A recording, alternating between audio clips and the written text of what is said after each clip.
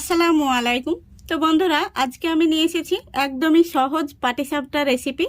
এইভাবে পাটিসাপটা বানালে প্যানের গায়ে আটকে যাবে না, ভাঙবে না এবং পাটিসাপটাগুলো ঠান্ডা হওয়ার পরেও নরম থাকবে।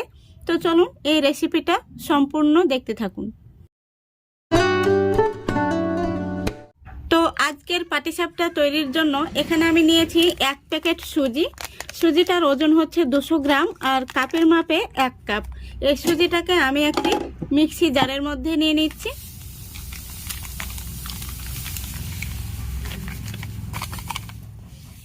এবার এর মধ্যে আমি দিয়ে দিচ্ছি সামান্য পরিমাণে লবণ আর চা চামচের দিয়ে দিচ্ছি 2 চামচ চিনি। এবার আমি দিয়ে দিচ্ছি 1 কাপ জল।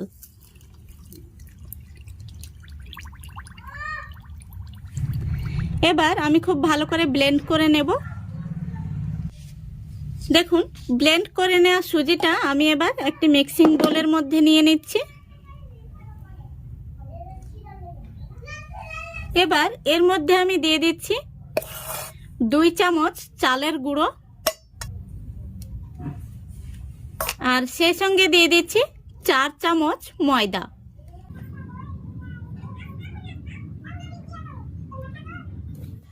এবার আমি হ্যান্ড উইচ দিয়ে খুব ভালো করে মিক্স করে নিচ্ছি। দেখুন, আমি এইভাবে কিছুক্ষণ ফেটে নিয়েছি। এবার আমি এর মধ্যে জল অ্যাড করে দেব। তো আরও আমি 1 কাপ জল নিয়েছি। তো কতটা লাগছে প্রথমে বলা যাচ্ছে না, তো আমি মিক্স করতে করতে আপনাদের জানিয়ে দেব কতটা জল লাগছে।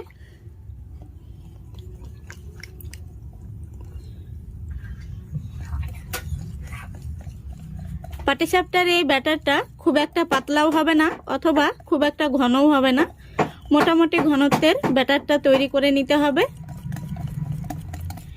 তো বন্ধুরা, খুব সুন্দর করে আমি ব্যাটারটা মিক্স করে নিয়েছি।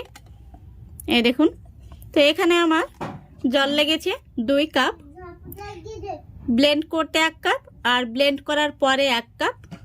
এবার আমি ঢাকা দিয়ে রেস্টে রেখে দিচ্ছি 20 মিনিটের জন্য। দেখুন, 20 মিনিট হয়ে গেছে। মিশ্রণটি খুব সুন্দরভাবে কিন্তু সেট হয়ে গেছে। এবার আমি পিঠাগুলো তৈরি করে নেব। আর আজকের পাটিসাপটার জন্য এখানে আমি সন্দেশ নিয়েছি। এই সন্দেশটা আমি বাড়িতেই বানিয়েছি। তো এখানে আমি একটি হাতা নিয়েছি। এই দেখুন, এইভাবে আমি 1 হাতা করে ব্যাটার দিয়ে পিঠাগুলো তৈরি করে নেব। দেখুন, গ্যাসটা অন করে আমি ফ্রাই প্যান বসিয়ে দিয়েছি। ফ্রাই প্যানের মধ্যে দিয়ে দিচ্ছি সাদা তেল। তেলটা হালকা করে দিতে হবে। এবার এখানে আমি একটি টিস্যু পেপার ভাঁজ করে নিয়েছি। টিস্যু পেপারটা দিয়ে তেলটাকে খুব সুন্দর করে মুছে নেব। এবার ফ্রাই প্যানের মধ্যে দিয়ে দিচ্ছি 1 হাতা ব্যাটার। তারপরে দেখুন, আমি এই চামচ দিয়ে এইভাবে গোল করে দিচ্ছি। এই পিঠাটা হতে খুব বেশি সময় লাগে না, 2 মিনিটের মতো সময় লাগে। দেখুন, পিঠার উপর দিকটা শুকিয়ে গেছে। এবার আমি সন্দেশটা এরকম করে রোল করে নিয়েছি, দিয়ে দিচ্ছি।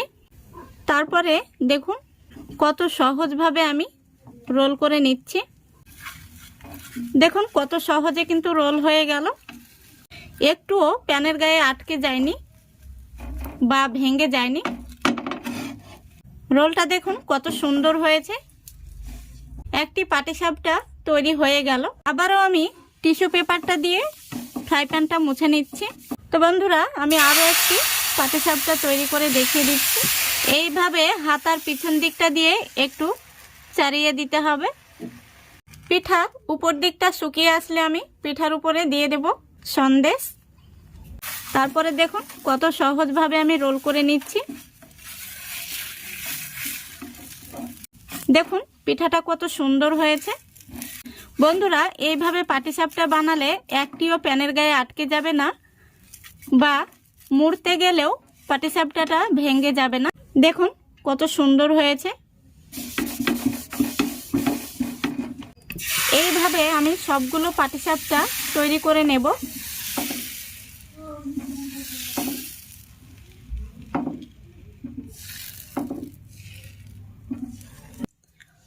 দেখুন পাটিসাপটাগুলো আমি তৈরি করে নিয়েছি, দেখতে কত সুন্দর হয়েছে।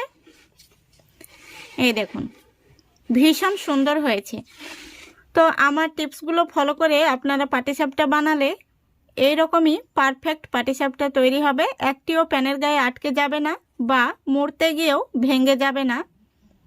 দেখুন প্রত্যেকটি পাটিসাপটা দারুণ হয়েছে। একটি পাটিসাপটা পিঠা আমি আপনাদের ভেঙে দেখিয়ে দিচ্ছি ভেতর থেকে কেমন হয়েছে। এই দেখুন এই পাটিসাপটাগুলো আমি সন্দেশ দিয়ে বানিয়েছি, আমি বাড়িতেই বানিয়েছিলাম। এই সন্দেশটা আমি দুধ, চিনি, নারকেল দিয়ে বানিয়েছি। তো আপনারা চাইলে বাজার থেকে কেনা সন্দেশ দিয়েও বাড়িতে বানিয়ে নিতে পারবেন। তো দেখুন কতটা পারফেক্ট হয়েছে। তো বন্ধুরা আজকের এই রেসিপিটা ভালো লাগলে অবশ্যই লাইক, কমেন্ট, শেয়ার করে দেবেন এবং চ্যানেলটিকে সাবস্ক্রাইব করে অল নোটিফিকেশানটি অন করে সঙ্গে থাকবেন।